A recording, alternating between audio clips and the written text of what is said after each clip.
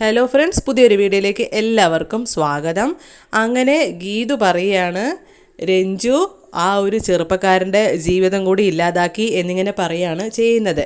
അവളുടെ കല്യാണം കഴിഞ്ഞ് ഇനി അവളെ ആരും അന്വേഷിക്കേണ്ട, അവൾ സേഫായിട്ട് തന്നെയാണ് ഇരിക്കുന്നത് എന്നിങ്ങനെ പറയാണ് ചെയ്യുന്നത്. അപ്പോൾ ഇവരെല്ലാവരും രഞ്ജുവിൻ്റെ കല്യാണം കഴിഞ്ഞു എന്നിങ്ങനെ അറിയുമ്പോൾ പ്രിയയാണെങ്കിലും സന്തോഷിക്കുന്നുണ്ട്, രേഖയാണെങ്കിലും സന്തോഷിക്കുന്നുണ്ട്. പക്ഷേ രാധികാമ്മയും വരുണാണെങ്കിലും ഒന്ന് ഞെട്ടുകയാണ് ചെയ്യുന്നത് കേട്ടോ. ശേഷം രാധികാമ്മേൻ്റെ അടുത്ത് വരുൺ പറയാണ്, ഇപ്പം നമുക്ക് പറയാം, രഞ്ജുവിൻ്റെ കാര്യം പറയുന്നതാണ് നല്ലത്, നമുക്ക് വേഗം പറ്റിയ ഒരു അവസരമാണ്, നമ്മൾ കാരണം നല്ലൊരു ജീവിതം ഉണ്ടായി എന്നൊക്കെ പറഞ്ഞ് നമുക്ക് ഷൈൻ ചെയ്യാം അമ്മയെന്നും പറഞ്ഞ് രാധികാമ്മയെ കൊണ്ടുപോവാണ് കേട്ടോ ഗോവിന്ദൻ്റെ അടുത്തേക്ക് നമ്മുടെ വരുൺ. അപ്പോൾ ഈ സമയം നമ്മുടെ രേഖ ചോദിക്കുന്നുണ്ട്, എന്താണ് രഞ്ജുവിനെ പറ്റി അങ്ങനെ പറഞ്ഞത് ഗീതു എന്നിങ്ങനെ ചോദിക്കുകയാണ്. അപ്പോൾ പ്രിയ പറയുന്നുണ്ട്, എനിക്ക് മനസ്സിലായി, അമ്മയെ കൊണ്ട് എല്ലാം സത്യം പറയിപ്പിക്കാനല്ലേ എന്നിങ്ങനെ ചോദിക്കുകയാണ് ചെയ്യുന്നത്. അപ്പോൾ ഗീതു ആണെങ്കിലും പറയുന്നുണ്ട്, അതെ മോൾക്ക് മനസ്സിലായല്ലേ എന്ന് പറഞ്ഞ് പ്രിയയെ കെട്ടിപ്പിടിക്കുകയാണ് ചെയ്യുന്നത് കേട്ടോ. ശേഷം നമ്മുടെ ഗീതു രേഖയെടുത്ത് പറയുകയാണ്, ഇപ്പം നല്ലൊരു വഴക്ക് അവിടെ കാണാൻ സാധിക്കും, ഞാൻ എൻ്റെ അമ്മായിയമ്മയ്ക്ക് കൊടുത്തൊരു പണിയാണ്, അത് മനസ്സിലായില്ലേ ചേച്ചി എന്നിങ്ങനെ ചോദിക്കുകയാണ് കേട്ടോ രേഖയെടുത്ത്. എന്നിട്ട് ഗോവിന്ദൻ്റെ അടുത്ത് രാധികാമ്മ സംസാരിക്കാനായിട്ട് പോവാണ് ചെയ്യുന്നത് കേട്ടോ. വരുൺ പറയുകയാണ്, അമ്മ വേഗം പോയി കരഞ്ഞ് അഭിനയിക്കുക അമ്മേ എന്നിങ്ങനെ പറയുകയാണ്, കുറച്ച് ഗ്ലിസറിനൊക്കെ തരാ, എന്നിട്ട് പറയും രഞ്ജുവിന് ജീവിതം ഉണ്ടാക്കി കൊടുത്തത് അമ്മയാണെന്ന് പോയി പറയും, നല്ല അവസരമാണ് അമ്മയെന്ന് പറഞ്ഞ് അമ്മയെ റൂമിലേക്ക് ഉന്തിത്തള്ളി വിടുകയാണ് ചെയ്യുന്നത് കേട്ടോ. അപ്പോൾ രാധികാമ്മയും പറയുന്നുണ്ട്, എനിക്ക് ഗ്ലിസറിൻ്റെ യാതൊരു ആവശ്യമില്ല, അതൊക്കെ ഞാനിങ്ങനെ കരഞ്ഞു തുടങ്ങിയാൽ ഇങ്ങനെ തുരുതരാന്ന് കണ്ണീര് ഒഴുകിക്കോളും എന്നിങ്ങനെ പറയുകയാണ് കേട്ടോ. അപ്പോൾ ഇതൊക്കെ ഇവരുടെ ഈ പ്ലാൻ നമ്മുടെ ഗീതും അതുപോലെ തന്നെ രേഖയും കേൾക്കുന്നുണ്ടാവട്ടെ. അവർക്ക് ചിരി വരികയാണ്, കാരണം ഇത് ശരിക്കും അടി കൊടുത്ത് വടി വാങ്ങാനാണല്ലോ പോകുന്നത്. അങ്ങനെ രാധികാമ്മ അകത്ത് കയറിയിട്ട് പറയാണ് ഗോവിന്ദൻ്റെ അടുത്ത്, മോനെ ഞാനാണ് രഞ്ജുവിൻ്റെ കല്യാണത്തിന് സപ്പോർട്ട് ചെയ്തത്, അവൾക്കൊരു ജീവിതം ഉണ്ടായിക്കോട്ടെ എന്ന് വിചാരിച്ചു എന്ന് പറയുമ്പോഴത്തേനും ഗോവിന്ദ് ആലറി വിളിക്കുകയാണ് കേട്ടോ.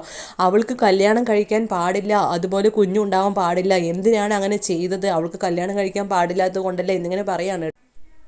ഈ സമയം വരുൺ അകത്തെന്താ നടക്കുന്നതെന്ന് ഒളിഞ്ഞു നോക്കുന്നുണ്ടാവും. അപ്പോൾ ഈ ഒളിഞ്ഞു നോക്കണതിൻ്റെ പുറകെ നമ്മുടെ ഗീതു രേഖ ഉണ്ടാവും കേട്ടോ. എന്താ വരുണേട്ട് ഇങ്ങനെ നിൽക്കണേ ചോദിക്കുകയാണ് കേട്ടോ. അപ്പോൾ അല്ല ഒന്നുമില്ല, ഞാൻ വെറുതെ ഇങ്ങനെ നിന്നതാന്ന് പറയുകയാണ്. അപ്പോൾ രേഖ പറയും, വരുണേട്ടനും കൂടി ചെല്ല്, അമ്മയെ പോയി സപ്പോർട്ട് ചെയ്യും എന്ന് പറഞ്ഞ് ഉന്തിത്തള്ളി വിടുകയാണ് കേട്ടോ. അങ്ങനെ വരുൺ അകത്ത് കയറിയിട്ട് പറയും, അവർക്കൊരു കുഞ്ഞിക്കാലം, അതായത് രഞ്ജുവിനൊരു കുഞ്ഞിക്കാലം കൂടി പിറന്നാൽ നമുക്ക് സന്തോഷമായി ഏട്ടാ എന്നിങ്ങനെ പറയുമ്പോഴത്തേനും ഗോവിന്ദ് നമ്മുടെ വരുണിൻ്റെ മുഖത്തിനോട് കേട്ടോ ഒരൊറ്റ പൊട്ടീര് കൊടുക്കുകയാണ് ചെയ്യുന്നത് കേട്ടോ. അപ്പോൾ രാധികാമ്മ ഒന്ന് ഞെട്ടുകയാണ് ചെയ്യുന്നത്. എന്നിട്ട് പറയും, ഗോവിന്ദ് ഒന്നുകൂടി പറയാണ്, രഞ്ജുവിന് അങ്ങനെ ഒരു വിവാഹവും അതുപോലെ തന്നെ കുഞ്ഞുണ്ടാവാൻ പാടില്ല, അവൾക്ക് വയ്യാത്താണെന്ന് അറിയില്ലേ എന്നിങ്ങനെ പറഞ്ഞ് അലറുകയാണ് ചെയ്യുന്നത് കേട്ടോ. അപ്പോൾ വരുൺ ആകെ ചമ്മി നാറിപ്പോയി. എന്നിട്ട് പിന്നെ അടി കിട്ടിയ ആ ഒരു കവളും കൊണ്ട് അവിടുന്ന് വേഗം രക്ഷപ്പെടുകയാണ് ചെയ്യുന്നത്. അപ്പോൾ വരുണിന് അടി കിട്ടിയെന്ന് ഗീതു ആണെങ്കിലും രേഖയാണെങ്കിലും അറിയുന്നുണ്ട്, അവർ നല്ലപോലെ കളിയാക്കി ചിരിക്കുകയാണ് കേട്ടോ. അപ്പോൾ വരുൺ ഇങ്ങനെ കവളിലിങ്ങനെ പിടിച്ചുകൊണ്ട് വരും വേദനയും കൊണ്ട്. അപ്പോൾ എന്ത് പറ്റിയെന്ന് ചോദിക്കുമ്പോൾ ഒന്നുമില്ല എന്ന് പറഞ്ഞ് പറയാണ് കേട്ടോ. എന്നിട്ട് ഇനി ഇവിടെ നിന്നാൽ ശരിയാവില്ല പറഞ്ഞ് വരുൺ ഓടുകയാണ് ചെയ്യുന്നത് കേട്ടോ. അപ്പോൾ ഇത് കാണുമ്പോൾ നമ്മുടെ രേഖയ്ക്കാണെങ്കിലും ഗീതുവിനാണെങ്കിലും ചീര അടക്കാൻ പറ്റുന്നില്ല കേട്ടോ. പിന്നെയും കാതോർത്ത് നിൽക്കുകയാണ് അവിടെ അകത്തെന്താണ് സംസാരിക്കുന്നതെന്ന് അറിയാൻ വേണ്ടിയിട്ട്. അപ്പോൾ ഗോവിന്ദാണെങ്കിലും പറയുന്നുണ്ട്, ഇത്രയും കാലം രാധികാമ്മ പറയുന്നതായിരുന്നു ഈ വീട്ടിൽ നടന്നത്, ഇനി അത് നടക്കില്ല, ഞാൻ പറയും നിങ്ങളെല്ലാവരും അനുസരിച്ചാൽ മതി, ഇനി പണ്ടത്തെ പോലെ ഒന്നും നടക്കില്ല, വയസ്സായ രാമായണോ അല്ല ഭാഗവത വായിച്ച ഒരു മൂലയ്ക്ക് ഇരുന്നോണം, അല്ല എല്ലാത്തിലും കയറി തലയിട്ട് ഇടപെട്ട് അതിനെ വഷളാക്കേണ്ട യാതൊരു ആവശ്യമില്ല, മനസ്സിലായല്ലോ ഞാൻ പറഞ്ഞത് എന്നിങ്ങനെ ചോദിക്കുമ്പോൾ ചെറുതായിട്ടൊന്ന് തലയാട്ടുകയാണ് ചെയ്യുന്നത് കേട്ടോ. എന്നിട്ട് പിന്നെ സങ്കടത്തോടെ രാധികാമ്മ അവിടെ നിന്ന് ഇറങ്ങുകയാണ് ചെയ്യുന്നത്. അപ്പോൾ അവർ രാധികാമ്മ ഇറങ്ങാമെന്ന് അറിയുമ്പോഴത്തേന് ഗീതുവും രേഖയും വേഗം അവിടെ നിന്ന് വാവാന്ന് പറഞ്ഞ് മാറി നിൽക്കുകയാണ് കേട്ടോ. എന്നിട്ട് രാധികാമ്മ ഇത് കാണും. അപ്പോൾ രാധികാമ്മ നോക്കുമ്പോൾ അവർ രണ്ടാളും രാധികാമ്മയെ നോക്കി ആക്കി ചിരിക്കുകയായിരിക്കും ചെയ്യുന്നത്. അപ്പോൾ നമ്മുടെ ഗീതു ആണെങ്കിൽ രേഖ എടുത്ത് ചോദിക്കും, കിട്ടിയോ രേഖേച്ചി എന്ന് ചോദിക്കുകയാണ് കേട്ടോ. അപ്പോൾ രേഖ പറയും, കിട്ടി, ഞാൻ ചോദിച്ച് വാങ്ങിച്ചോ എന്നിങ്ങനെ പറയാണ് കേട്ടോ രാധികാമ്മയെ ആക്കിക്കൊണ്ട്. അപ്പോൾ രാധികാമ്മയാണെങ്കിലും പറയുന്നുണ്ട്, കഴിഞ്ഞ ജന്മത്തിലെ ശത്രുക്കളാണ് മക്കളായി പിറക്കാന്നൊക്കെ കേട്ടിട്ടുണ്ട്, ഇവിടെ എനിക്ക് 2 മരുമക്കളാണ് വലതുകാലം വെച്ച് വന്ന് കയറിയത് എൻ്റെ ശത്രുക്കളായിട്ട് എന്നിങ്ങനെ പറയുകയാണ് ചെയ്യുന്നത്. ഇതൊക്കെ കേൾക്കുമ്പോൾ രാധികാമ്മയ്ക്ക് ആകെ ഒരു ചമ്മലാവുകയാണ് ചെയ്യുന്നത് കേട്ടോ. ആരെ പറഞ്ഞിട്ടും കാര്യമില്ല, എനിക്കൊരു മകനുണ്ടല്ലോ വിവരവും ബുദ്ധിയും ബോധവും ഇല്ലാത്തത്, അവനെ പറഞ്ഞാൽ മതി എന്ന് പറയുമ്പോൾ രേഖ പറയുന്നുണ്ട് കേട്ടോ, വരുണേട്ടൻ ഇത് കൂടെ ഓടിപ്പോയിട്ടുണ്ടായിരുന്നു, ആ വഴി അതിനൊരു പുല്ല് പോലും മുളക്കില്ല എന്നിങ്ങനെ രേഖ ആക്കി പറയാണ് കേട്ടോ. അപ്പോൾ നമ്മുടെ രാധികാമ്മ പറയും, നീ ഇവളുടെ കൂടെ ചേർന്നിട്ട് അവളുടെ വഴിയെ തിരഞ്ഞെടുക്കണ്ട എന്ന് പറയും കേട്ടോ. അപ്പോൾ രേഖയാണെങ്കിൽ പറയും, എൻ്റെ വഴി അതല്ല അമ്മേ, എൻ്റെ വഴി വേറെയാ എന്നിങ്ങനെ പറഞ്ഞിങ്ങനെ വേറെ എന്തൊക്കെയോ ആലോചിക്കുകയാണ് കേട്ടോ. കാരണം ചെയ്യാനുള്ള ഒരുപാട് പ്ലാൻ ഉണ്ടല്ലോ രേഖയ്ക്കും. എന്നിട്ട് പിന്നെ ഒന്നും അറിയാത്ത പോലെ ഇങ്ങനെ ചിരിച്ച് ഗീതുവിൻ്റെ കൂടെ നിൽക്കുകയാണ് ചെയ്യുന്നത് കേട്ടോ. അങ്ങനെ രാധികാമ്മ വരുണിനെയും തപ്പി പോവുകയാണ് ചെയ്യുന്നത്. ശേഷം കാണിക്കുന്നത് ചെമ്പകശ്ശേരി ആയിരിക്കും. അവിടെ രഞ്ജു ആണെങ്കിൽ മണിയറ ഒരുക്കുകയാണ് ചെയ്യുന്നത്. ഇതെല്ലാം കാണുമ്പോൾ വിജയലക്ഷ്മി അമ്മയ്ക്ക് ആകെ ടെൻഷനാവുകയാണ് ചെയ്യുന്നത് കേട്ടോ. അപ്പോൾ ധ്യാനാണെങ്കിലും വന്ന് സമാധാനിപ്പിക്കുന്നുണ്ട്. ഞാൻ പറഞ്ഞതൊന്നും മറന്നിട്ടില്ല, അതൊന്നും മറന്നിട്ട് ഞാൻ ഒന്നും ചെയ്യില്ല എന്നൊക്കെ ഇങ്ങനെ പറയാണ് കേട്ടോ.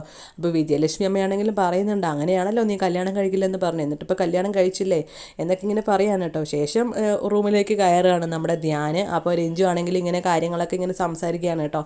അപ്പോൾ രഞ്ജുവിൻ്റെ അടുത്ത് നമ്മുടെ ധ്യാൻ പറയുന്നുണ്ട്, നമുക്ക് എത്രയും പെട്ടെന്നൊന്നും ഒരു കുഞ്ഞ് വേണ്ട എന്നാണ് എൻ്റെ ആഗ്രഹം, നമ്മുടെ കടങ്ങളൊക്കെ തീർന്നിട്ടെല്ലാം മതി എന്നിങ്ങനെ പറയാൻ കേട്ടോ.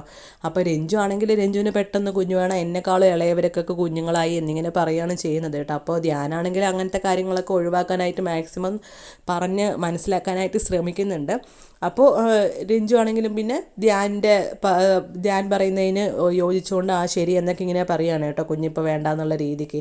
അപ്പോൾ ധ്യാനാണെങ്കിലും നമുക്ക് ഫാമിലി പ്ലാനൊക്കെ വേണം, ഇപ്പോഴൊന്നും വേണ്ട എന്നൊക്കെ ഇങ്ങനെ പറഞ്ഞ് മനസ്സിലാക്കി കൊടുക്കുകയാണ് ചെയ്യുന്നത് കേട്ടോ.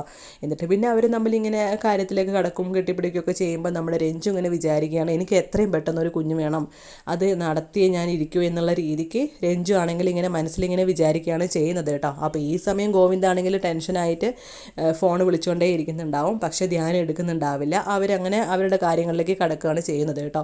ശേഷം കാണിക്കുന്നത് അറക്കൽ തറവാടായിരിക്കും. അവിടെ ഗീതു നോക്കുമ്പോൾ നമ്മുടെ ഗോവിന്ദ ആകെ ടെൻഷനായിട്ട് ഇരിക്കുകയായിരിക്കും കേട്ടോ. എന്നിട്ട് പറയും, ധ്യാനാണെങ്കിൽ വിളിച്ചിട്ട് ഫോൺ എടുക്കുന്നില്ല എന്നൊക്കെ പറയുമ്പോൾ ഗീതു പറയും, ഇന്ന് അവരുടെ ഫസ്റ്റ് നൈറ്റ് അല്ലേ, എന്തിനപ്പോൾ വിളിച്ച് ബുദ്ധിമുട്ടിക്കണം എന്നൊക്കെ പറയാണ് കേട്ടോ. അപ്പോൾ ഗോവിന്ദാണെങ്കിലും പറയും, എങ്ങനെ ഇങ്ങനെ പറയാൻ തോന്നുന്നത്, നിനക്ക് അറിയില്ലേ അവളുടെ കാര്യം, ഇപ്പോൾ കുഞ്ഞുണ്ടായ പ്രശ്നമാണെന്നൊക്കെ പറയുമ്പോൾ ഗീതു ഓരോന്നൊക്കെ പറഞ്ഞ് സമാധാനിപ്പിക്കുകയാണ് ചെയ്യുന്നത് കേട്ടോ. അവർ കൊച്ചുകുട്ടിയൊന്നല്ലല്ലോ, അവർ അത് എന്താണെന്ന് വെച്ചാൽ അവർ നോക്കിക്കോട്ടെ എന്നൊക്കെ ഇങ്ങനെ പറയുകയാണ് ചെയ്യുന്നത് കേട്ടോ. അപ്പോൾ ഗോവിന്ദൻ്റെ അടുത്ത് ഗീതു ചോദിക്കുകയാണ്, ഞാനല്ലേ അവർ തമ്മിൽ ഒന്നിക്കാൻ ഒരു കാരണമായത്, അതിന് എൻ്റെ അടുത്ത് ദേഷ്യമുണ്ടോ കണ്ണേട്ട എന്നൊക്കെ ഇങ്ങനെ ചോദിക്കുകയാണ് കേട്ടോ.